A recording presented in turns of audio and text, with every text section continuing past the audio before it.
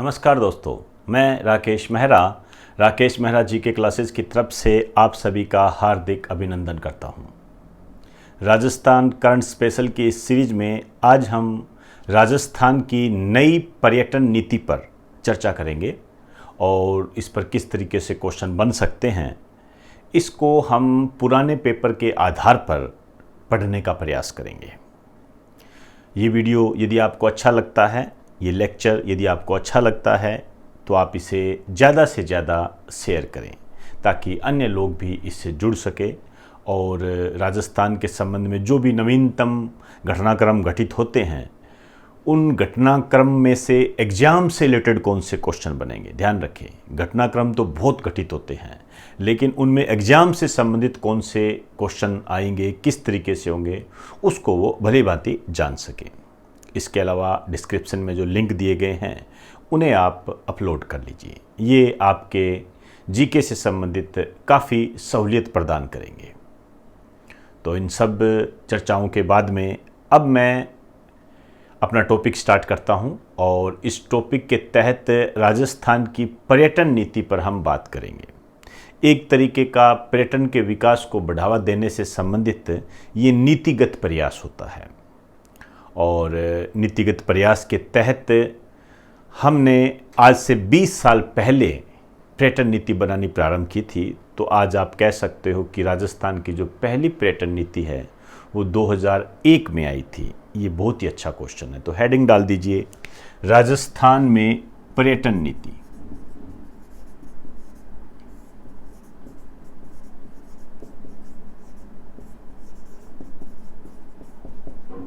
Tourism policy बोलते हैं इसको।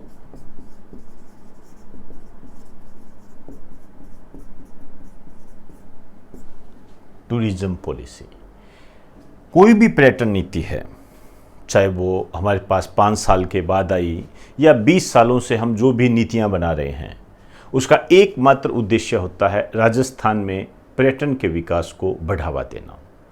निरंतर हम नए सुधार करते रहते हैं। जैसे आप पढ़ते हो, आप पहली बार तैयारी करने लगे तो आपकी स्ट्रेटेजी अलग होगी, उसके बाद आप में कुछ नया आया तो आपने एक अपनी स्ट्रेटेजी बदली, उसके बाद में एक नई स्ट्रेटेजी आई। उसी को आधार बनाकर ये पर्यटन के विकास को बढ़ावा देने के लिए भी नीतियां बनाई जाती हैं। आप लिख दीजिए, उद्देश्य राजस्थान में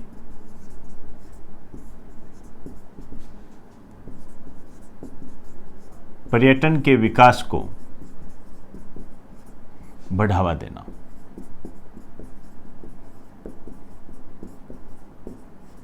पर्यटन के विकास को बढ़ावा देने से संबंधित है। अब देखिए, जो पहली पर्यटन नीति आई थी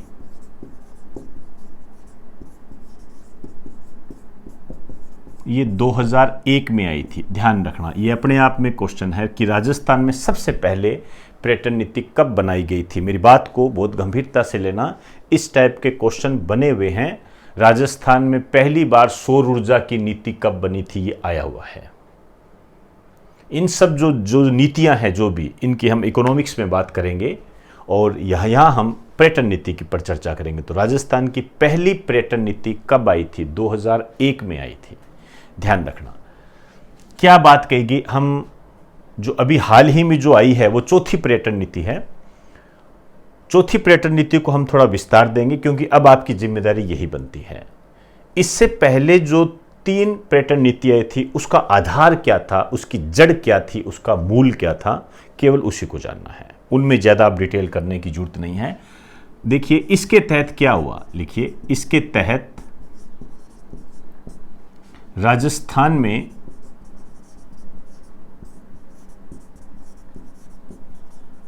पर्यटन उद्योग को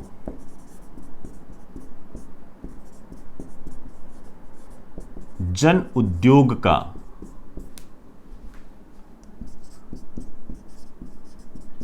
दर्जा देने की बात कही गई।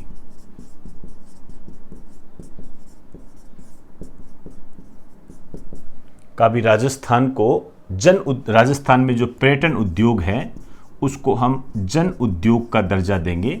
आप कह सकते हो पब्लिक इंडस्ट्री का दर्जा देंगे, जन उद्योग का दर्जा देंगे। देखिए, ये जो जन उद्योग का दर्जा जो हम देंगे, इसका उद्देश्य क्या है? आर्थिक व सामाजिक विकास को बढ़ावा देना।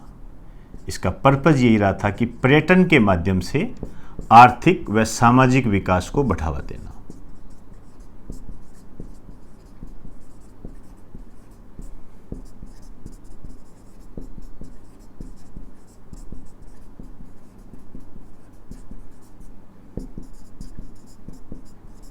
विकास को बढ़ावा, ये इसका उद्देश्य रहा। अब बात ये आती है कि यहां बात कही गई, तो जन उद्योग को दर्जा मिला कब था? पर्यटन उद्योग को जन उद्योग का दर्जा मिला कब? दर्जा कब मिला? ये बातें ध्यान रखनी है आपने। यहां से क्वेश्चन उठेंगे। ये जो इन्हें दर्जा मिला था, ये 2004-05 में मिला था। तो पर्यटन नीति तो 2001 की है और इसमें बात कही गई कि हम जन उद्योग का दर्जा देंगे, और ये दर्जा जो मिला था ये 2004-05 में मिला था। अब एक बात और हम करते हैं। देखिए, एक होता है निर्धूम उद्योग, कई जगह आपको पढ़ने को मिल जाएगा। निर्धूम मतलब बिना धुएं का उद्योग। तो जन उद्योग है, इसी कारण से हम इसको निर्धूम उद्योग भी कहते हैं। इको फ्रेंडली इंडस्ट्री भी कह सकते हो, लिख दीजिए।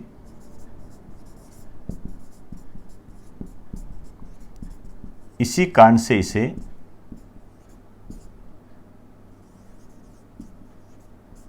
निर्धूम उद्योग,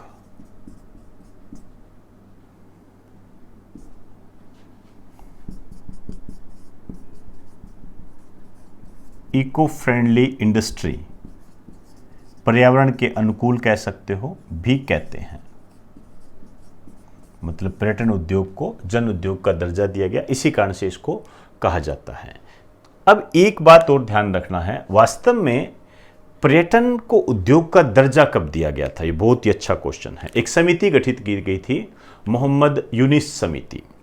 उसकी सिफारिशों के आधार पर राजस्थान में पर्यटन को उद्योग का दर्जा दिया गया था, और ये क्वेश्चन आ भी चुका है। ध्यान रखें, एक छोटा सा नोट डाल के लिखिए।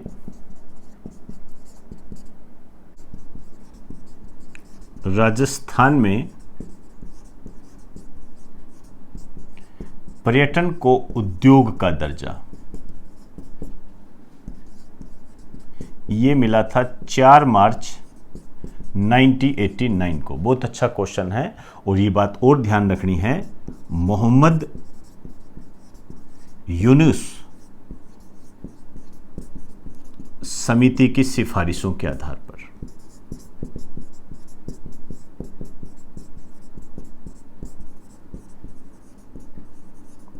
मोहम्मद यूनिस समिति की सिफारिशों के आधार पर मिला था। तो ये नीति आपके एग्जाम की दृष्टि से काफ़ी महत्वपूर्ण है। आपने ध्यान रखना है, 2001 में राजस्थान ने सबसे पहले पर्यटन नीति बनाई थी, और उसके तहत जन उद्योग का दर्जा दिया गया पर्यटन उद्योग को।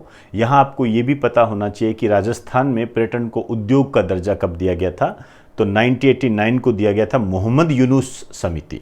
ये इंपॉर्टेंट है। आपसे पूछा जाएगा कि मोहम्मद यूनुस समिति का संबंध किससे है?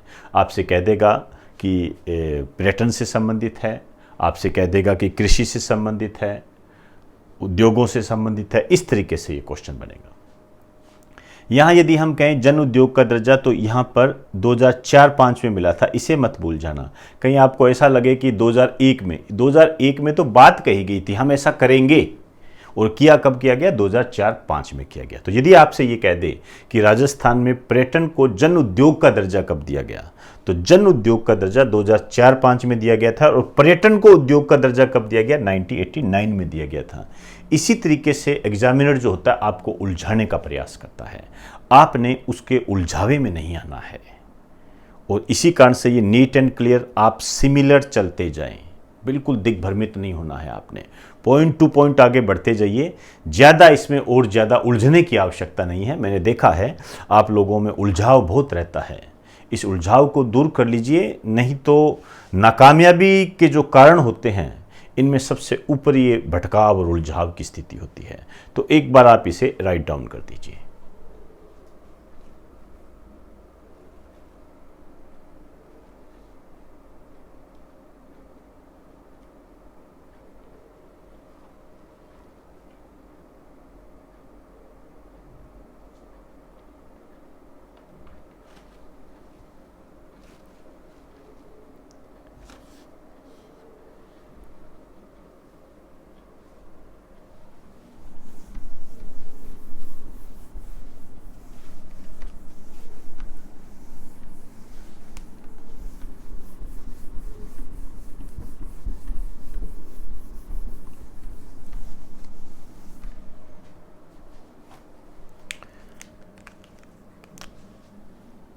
दूसरी पर्यटन नीति, दूसरी पर्यटन नीति ये बनी 2007 में। अब 2007 में जो दूसरी पर्यटन नीति बनी थी उसमें क्या बात कही गई? दूसरी पर्यटन नीति में ये बात कही गई कि पर्यटन के विकास को यदि बढ़ावा देना है तो निजी क्षेत्र को शामिल किया जाए, मतलब प्राइवेट सेक्टर को शामिल किया गया। इसमें लिखिए, इसके तहत राजस्थान में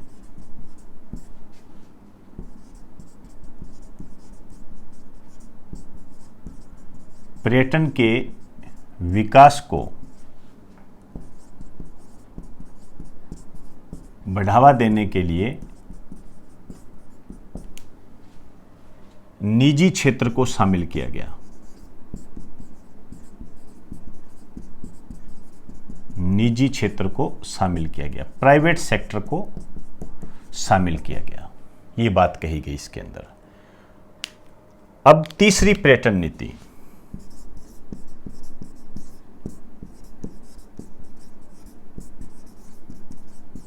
ये आई 2015 में। अब इसमें क्या किया गया? एक तो एडवेंचर, मतलब आप ये कह सकते हो कि पर्यटन की परिभाषा को विस्तार दिया गया, उसमें एडवेंचर को भी शामिल किया गया। देखिए, एडवेंचर का मतलब होता है हैरत अंग्रेज कारनामे, ठीक है ना। जैसे आपने कई बार मोटरसाइकिल की दौड़ देखी होगी, मोटरसाइकिल की दौड़ देखते हैं तो विभिन्न प्रकार के वो करतब दिखाते हैं। इस प्रकार का जो एडवेंचर होता है, ये एक लाइन लिख दीजिए, इसके तहत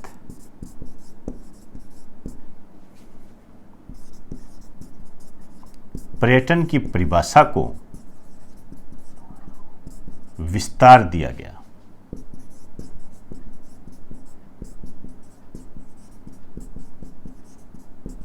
जैसे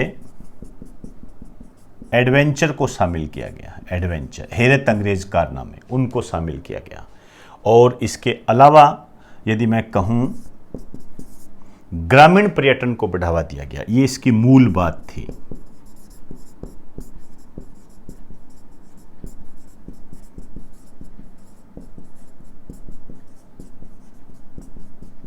ग्रामीण पर्यटन को बढ़ावा दिया गया। गांव को पर्यटन केंद्रों के रूप में विकसित करने की बात कही गई। गांव में जो मेले होते हैं, गांव की जो संस्कृति होती है, उनको प्रोत्साहित किया गया ताकि वो पर्यटन के रूप में डेवलप हो सके। इससे गांव के लोगों को भी एक रोजगार मिल सके। क्लियर? अब आई है चौथी पर्यटन नीति। ये जो चौथी पर्यटन नीति है, ये है 2020 की। तो यहां तो अब आपके क्वेश्चन कैसे बनेगा? एक तो पहली पर्यटन नीति कब बनी, एक बहुत महत्वपूर्ण क्वेश्चन है। दूसरा ये बनेगा, निम्न में से किस वर्ष पर्यटन नीति नहीं बनी थी या जारी नहीं की गई थी? निम्न में से किस वर्ष पर्यटन नीति जारी नहीं की गई थी? तो 2001, 2007, 2015, 2020, इन वर्षों में पर्यटन नीति को जारी किया गया था। इसके अलावा यदि कोई ऑप्शन आता है तो वो उस वर्ष जारी नहीं की गई थी। यहां से ऐसे क्वेश्चन पुटअप होंगे। ये क्लियर? थोड़ा सा भी अंदाजा यदि आप लगाओगे, हल्का सा भी, तो आप देख सकते हो कि 2001 है, फिर 7 है, फिर 15 है, फिर 20 है। टोटल 2001 मतलब 20 सालों का क्राइटेरिया है ये। अब इसमें क्या क्या बातें कही गई, आइए इसको थोड़ा गंभीरता से देखना। मैं बहुत ही बेसिक बात बताने जा रहा हूं। इसके तहत पहला पॉइंट लिखिए, ग्रामीण व पंचायती राज क्षेत्रों में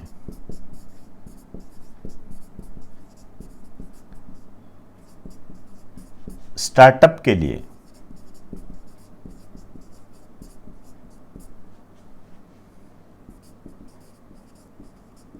स्व प्रमाणन को बढ़ावा दिया जाएगा।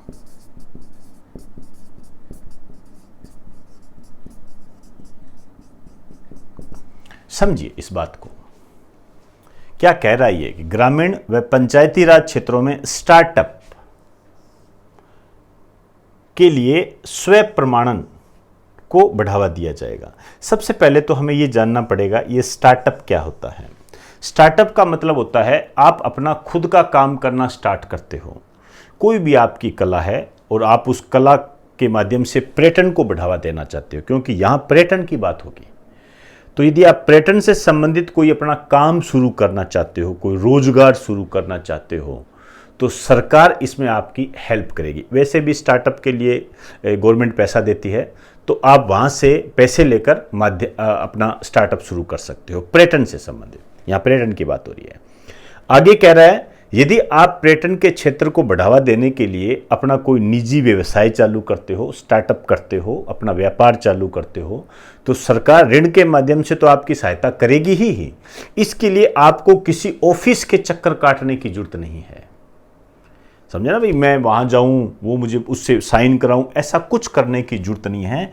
स्वयं प्रमाणन आप खुद स्टार्ट कर सकते हो। किसी के पास जाने की, आपको दफ्तरों के, ऑफिसों के चक्कर काटने की कोई आवश्यकता नहीं है। जैसे याद कीजिए, एक अपने हुआ करता था कि आपके टाइम में भी होता ही होगा, अपने कोई भी मार्कशीट फोटोकॉपी कराते थे, फिर उसको प्रमाणित करवाते थे, तो हम चक्कर काटते रहते थे लेक्चरर के, प्रिंसिपल के, सर साइन कर दीजिए। कई बार तो फिर पहले करते थे ना, 15-20 कॉपियाँ बना देते थे, कहते यार एक बार में ही करवा लो। इस तरीके से बातें करते थे अपने। तो वहाँ अपने जो ऐसे घूमते थे, समय लगता था। तो अब अपने को कर दिया गया ना भी, आप अपने डॉक्यूमेंट्स खुद ही स्वयं प्रमाणित कर सकते हो। सेम वैसी ही बात है ये। इसके लिए स्वयं प्रमाणन को बढ़ावा दिया जाएगा। ये है सारी, समझ में आई बात सारी। एक बार आप इसे राइट डाउन करो, फिर इसकी दूसरी बात मैं करूंगा।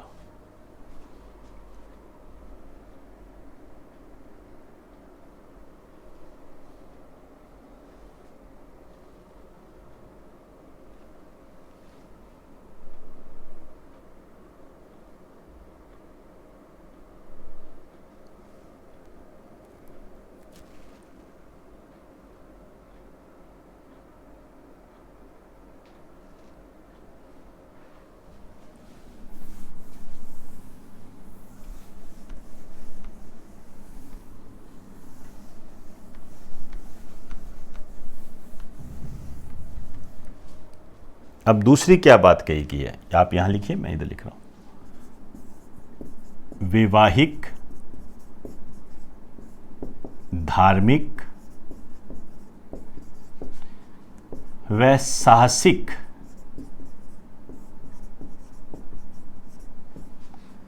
पर्यटन के साथ साथ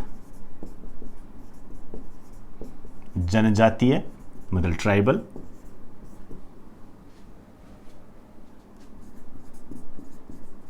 सांस्कृतिक कल्चरल व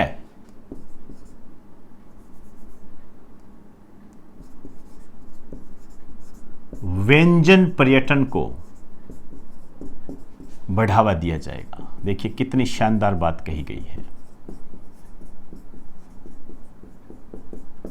व्यंजन पर्यटन को बढ़ावा दिया जाएगा मतलब हर बात में हम पर्यटन को रिलेट कर सकते हैं। कहने का मतलब ये है, आप देखिए वैवाहिक, तो राजस्थान में विभिन्न प्रकार के वैवाहिक परंपराएं होती है, उनका आयोजन करके हम पर्यटन को बढ़ावा दे सकते हैं। जैसे फॉर एग्जाम्पल सामूहिक आयोजन, सामूहिक वैवाहिक आयोजन होते हैं ना, उसको अपने एक पर्यटन के रूप में कर सकते हैं कि यहाँ पर इस तिथि को, जैसे वो होता है ना, क्या बोलते हैं उसको, बाल विवाह जहाँ होते हैं, सबसे आखा तीज, तो आखा तीज को हम कहते भी यहाँ हम इतने सभी लोगों का विवाह करवाएंगे, तो अपने आप में उसको एक पर्यटन के रूप में लोगों को बुलाया जा सकता है। देखिए हमारी ये परंपराएं हैं, जो भी है, तो वैवाहिक जो आयोजन करते हैं उनके लिए एक पर्यटन के रूप में कर सकते हैं। धार्मिक, धार्मिक तो आप जानते ही हो, मंदिर हो गए, मस्जिद हो गए, उनको पर्यटन के रूप में बढ़ावा दिया जा सकता है। साहसिक पर्यटन, अभी मैंने इसमें पर्यटन नीति 2015 में तीसरी जो पर्यटन नीति उसमें बताया था ना, एडवेंचर, एक प्रकार का एडवेंचर पर्यटन है ये, साहसिक। आप जैसे मोटरसाइकिल पे हेरत अंग्रेज कारनामे करना, ये भी अपने आप में एक पर्यटन का रूप हो सकता है। इसी तरीके से जनजातीय, अब जो ट्राइबल एरिया है इसमें तो परंपराएं वास्तव में एक पर्यटन है, इनकी जो परंपराएं हैं उनका जो चित्रण है एक पर्यटन के रूप में विकसित किया जा सकता है। इनके जो रीति रिवाज है उनके प्रदर्शन को पर्यटन के रूप में विकसित किया जा सकता है। सांस्कृतिक कल्चरल हमारी राजस्थान की जो संस्कृति है उसको हम पर्यटन के रूप में कर सकते हैं। संस्कृति में सारी चीज़ें आ जाती है। और व्यंजन पर्यटन राजस्थान का जो खान पान है उसको एक पर्यटन के रूप में विकसित किया जा सकता है। जैसे हम कहें दाल बाटी चूरमा, तो ये राजस्थान का एक व्यंजन है। तो विभिन्न प्रकार के व्यंजनों को रखकर हम ये कह सकते हैं कि ये एक ऐसा दिन है, यहाँ पर विभिन्न प्रकार के राजस्थान में जो चर्चित व्यंजन होते हैं वो यहाँ पर मिलते हैं।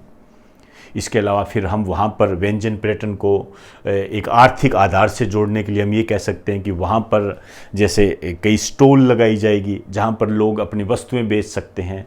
जैसे सांगरी हो गई वो बेच सकते हैं। इन व्यंजनों को बनाने की विधियों से संबंधित पुस्तकों का चित्रण करके बेचा जा सकता है। तो इस तरीके से हम आर्थिक सामाजिक इनको भी बढ़ावा दे सकते हैं। तो हर बात में इस नीति में पर्यटन को ढूंढने का प्रयास किया गया। आप देख लीजिए 1 2 3 4 5 6 क्षेत्र पर्यटन के रूप में बना दिए। बस एक मन में ऐसा होना चाहिए कि ये प्रदर्शन है एक, बस सिंपल सी बात है। हम किसी भी चीज को आधार बना सकते हैं। तीसरा लिखिए, जिला पर्यटन विकास समिति को मजबूत किया जाएगा। मतलब इसको और अधिकार देकर इसको मजबूत करेंगे, स्ट्रोंग करेंगे। यहां जो आपके क्वेश्चन बनता है वो ये बनता है कि जिला पर्यटन विकास समिति का अध्यक्ष कौन होता है। ये क्वेश्चन आपके बनता है कि जिला पर्यटन विकास समिति जो होती है उनका अध्यक्ष कौन होता है। ध्यान रखना, उनका अध्यक्ष जिला कलेक्टर होता है। जिला कलेक्टर उनका अध्यक्ष होता है। अब आइए चौथा पॉइंट, मास्टर्स ट्रेनर एकेडमी की स्थापना होगी। मास्टर ट्रेनर एकेडमी की स्थापना होगी। नाम देखो, मास्टर ट्रेनिंग एकेडमी, मतलब मास्टर्स को ट्रेन किया जाएगा। मास्टर्स की ट्रेनिंग, कौन से मास्टर्स की ट्रेनिंग? मास्टर्स मतलब प्रशिक्षक, प्रशिक्षक मतलब कोच, उनको ट्रेनिंग दी जाएगी ताकि उनकी क्षमता में और ज़्यादा निखार हो। उसके लिए एकेडमी स्थापित होगी, लेकिन ये पर्यटन से संबंधित होगी। वो पर्यटन से संबंधित जो स्किल सेंटर से होते हैं ना, स्किल सेंटर पर्यटन के विकास को बढ़ावा देने से संबंधित। लिख दीजिए, स्किल सेंटर के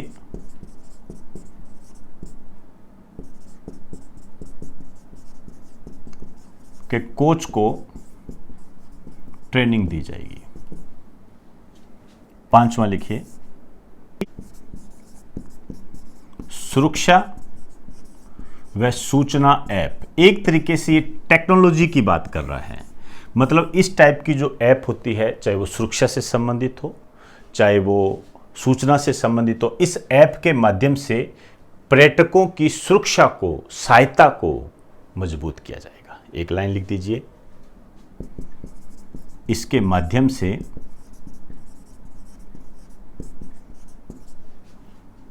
पर्यटकों की सुरक्षा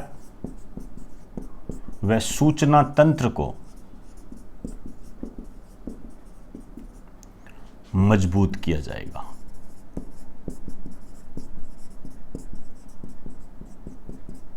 क्लियर? ये है पर्यटन नीति।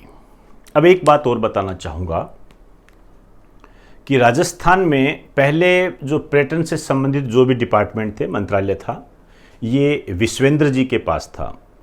अब सत्ता संघर्ष के बाद में वो हट चुके हैं और उसके स्थान पर अब ये बात कही गई है कि राजस्थान में पर्यटन के विकास को बढ़ावा देने के लिए जो जिम्मेदारी है वो मुख्यमंत्री अशोक गहलोत स्वयं निभाएंगे। तो एक लाइन लिख दीजिए, ये आपके लिए करंट में एक अपडेट होगा ये सारा। पर्यटन नीति खत्म है, ध्यान रखना, नोट डाल के लिखिए। राजस्थान में पर्यटन के विकास की जिम्मेदारी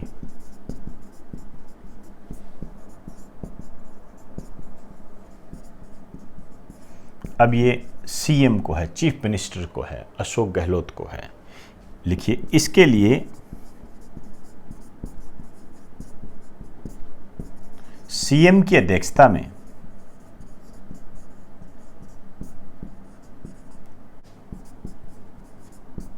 राज्य पर्यटन सलाहकार समिति का गठन किया गया है। बड़ा ही शानदार क्वेश्चन बनता है, यहां पर आपसे पूछा जा सकता है कि राज्य पर्यटन सलाहकार समिति का अध्यक्ष कौन है? तो मुख्यमंत्री, सीएम है ये राज्य पर्यटन सलाहकार समिति का। वर्तमान में जो क्वेश्चन बन रहे हैं ऐसे ही बन रहे हैं, और सिंपल से सिंपल क्वेश्चन जो है वो ये बनेगा कि अभी हाल ही में राजस्थान में कौन सी पर्यटन नीति जारी हुई है? तो चौथी पर्यटन नीति जारी हुई है। अब तक राजस्थान में कितनी पर्यटन नीतियां जारी की जा चुकी है? 4 की जा चुकी है। ये बहुत ही सिंपल क्वेश्चन होते हैं, जिसे हर जो स्टूडेंट होता है करने की लगभग क्षमता रखता है। लेकिन इनमें क्या क्या बातें कही गई है, जैसे एक डीपली क्वेश्चन बताऊं तो आपसे ऐसा पूछा जाएगा, राजस्थान की राज्य पर्यटन नीति 2020 के संबंध में कौन सा कथन गलत है? तो मुख्य मुख्य जो मैंने आपको बताए हैं, इनके अलावा कोई अलग डाल देगा, वो उसमें बात नहीं होगी। तो इसी कारण से मैंने इनको समझाने का प्रयास किया है आपको साथ साथ, ताकि आपके दिमाग में एक चित्र बन जाए। बाई चांस कोई उलझाव वाली स्थिति आए तो आप उसको कवर कर सको। क्लियर हुई बात सारी? अब जो मैं आपको बात कहने जा रहा हूं वो बहुत महत्वपूर्ण है, ध्यान रखें। महत्वपूर्ण इसलिए है कि अभी मैंने आपको कुछ दिन पहले ही पर्यटन से संबंधित एक लेक्चर दिया था, और मैं ऑनलाइन स्टडी मटेरियल के पेड कोर्सेज वालों को सजेस्ट कर रहा हूं, उनको एड्रेस कर रहा हूं। उनको मैंने पर्यटन 2 में राजस्थान की पर्यटन नीतियों के बारे में बताया है। पर्यटन 2 जो पार्ट मैंने भेजा था ऑनलाइन स्टडी मटेरियल के पेड कोर्सेज के तहत, ध्यान रखें, एक तो वो, और उनको मैंने पर्यटन 2 भेजा था। उस पर्यटन 2 में मैंने राजस्थान की पर्यटन नीतियां 3 बताई है, और तीसरी नीति को विस्तार दिया है मैंने। आपने क्या करना है? आपने ये करना है कि अब वहां पर आप ये ऐड करोगे जो मैंने यहां बताया है। आप आवश्यकता अनुसार लिख सकते हो, क्योंकि पहली भी बता चुका हूं, दूसरी भी बता चुका हूं, तीसरी भी बता चुका हूं, तो उनको तो हिलाने की जरूरत नहीं है। पर्यटन उद्योग के बारे में भी उधर बता दिया था मैंने। आपको तो सिर्फ ये लिखना है, नवीनतम पर्यटन नीति 2020 मुख्य प्रावधान, ये 5 पॉइंट लिख दो बस, और एक छोटा सा नोट डालकर ये लिख देना। इस तरीके से है ये। बस आपके नोट्स अपडेट बने रहेंगे, फालतू में कहीं से उलझने की आपको जरूरत ही नहीं पड़ेगी। बस यही एक जीके होता है। यदि हम इस तरीके से इसको संभाल लेते हैं तो हमें कामयाब होने से कोई नहीं रोक सकता। बस इतना सा बदलाव करना होता है। और वर्तमान में मैं देख रहा हूं, जो ये पीडीएफ के संसार में तुम जो डूबे हुए हो, काफ़ी मुझे एक अजीब सा लगता है, लेकिन ये आपको वक्त समझा देगा। ये सही रास्ते नहीं है। ये पीडीएफ जो तुम डाउनलोड करते हो, कितनी पढ़ चुके हो? इससे अच्छा किताब पढ़ लो। आप किताब पढ़ लो, उसमें क्या परेशानी आ रही है? वो किताब ही तो होती है। तो इन जाल से बाहर निकलिए, और तरह तरह के जो आप क्विज ज्वाइन कर रखी है आपने, एक उससे तौबा कर लें। आपको समय आने पर सारी चीज़ें उपलब्ध करवा दी जाएगी।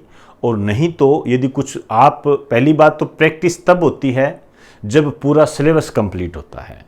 हम इसको 15 बार पढ़ चुके होते हैं। प्रैक्टिस शब्द का इस्तेमाल तब होता है। हम क्या करते हैं? पढ़ा कुछ है नहीं, प्रैक्टिस पहले करते हैं।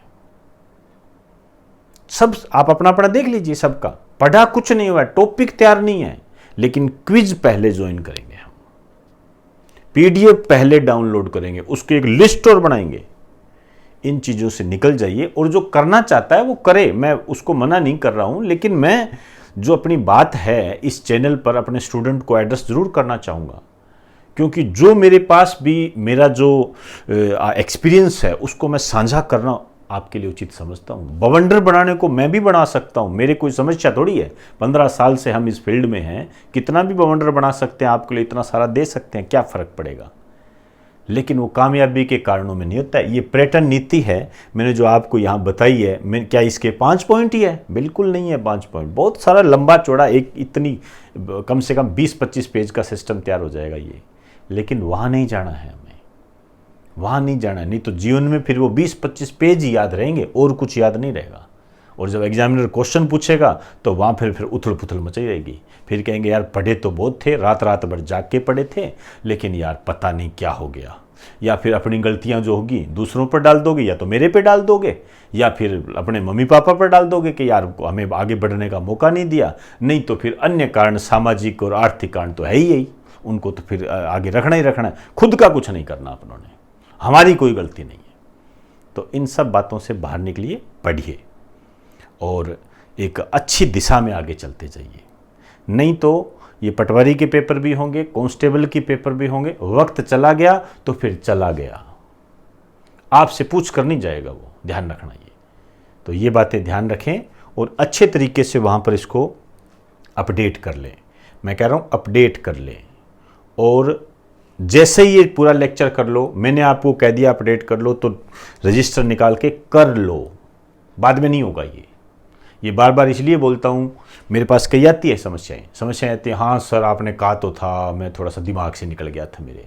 ये जो दिमाग से निकालने वाली बातें होती है ना, ये थोड़े टाइम ही आएगी, बाद में तो दिमाग में डालने की जरूरत ही नहीं पड़ेगी पेपरों के बाद में। तो इसलिए ध्यान से स्ट्रिक्टली पढ़ते रहिए, और जो नई चीज़ आती है उसको वहीं पर अपडेट कर दीजिए, और बार बार उसी बात को पढ़िए, बार बार उसी बात को पढ़िए। फालतू के बवंडर बनाओगे उसके जिम्मेदार आप स्वयं होंगे।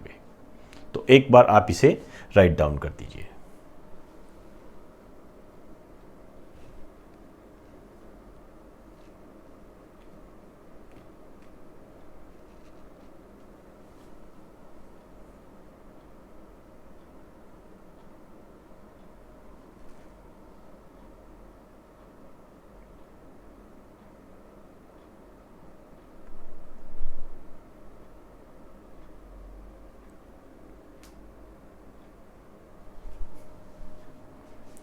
तो दोस्तों, आज हमने राजस्थान की नई पर्यटन नीति 2020 पर हमने चर्चा की।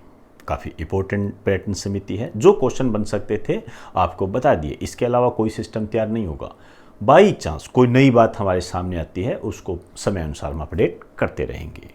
तो दोस्तों, इस लेक्चर को आप प्रत्येक स्टूडेंट को भेजिए, ताकि वो भी नए जो करंट स्टेटस है, नई जो समसामयिक जानकारी है, उसको भली भांति समझ सके। और डिस्क्रिप्शन में जो लिंक दिए गए हैं उन्हें ज़रूर डाउनलोड कर ले, जैसे टेलीग्राम का है और ऐप का है। तो इजाज़त दीजिए, आप सभी को मेरा नमस्कार।